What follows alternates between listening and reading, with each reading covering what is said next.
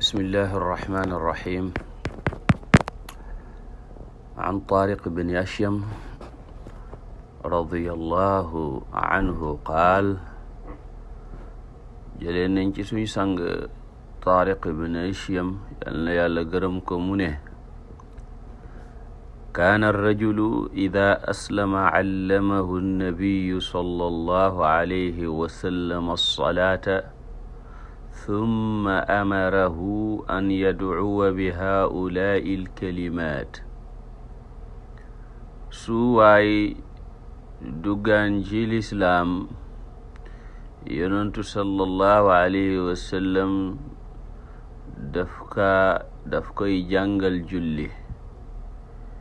digal ko mu ñaan yàlla te ñaanee ko baat yile allahumma ghfir li yow yàlla yàlla nag ma baal warhamni yàlla nag ma yërëm wahdini yàlla nag ma jubal wa aafini yàlla nag ma jàmmal warzuqni yàlla nag ma wërsëgal rawaahu muslim xadis ji muslim moo ko solo wa fi riwaayatin lahu am na ci beneen riwaaya imaam muslim an taariq jëlee ci sayduna taariq mi annahu sami'a annabiya sallallahu alayhi wa sallam mu ne dégg na yonentu sallallahu alayhi wa sallam wa ataahu rajulun te fekk ab waaye ko dikkal fa qaala waa ji ne yaa rasulallah yow ki yàlla yebal alayhi salaatu wassalaam kayfa aqulu xiina asalu rabbi naka laay waxee maanaam lu may wax su ma bëggee ñaan yàlla qaala yonentu sallallahu alayhi wa sallam ni ko qul waxal allahumma agfir lii yow yàlla yàlla nag ma jéggal warhamni yàlla nag ma yërëm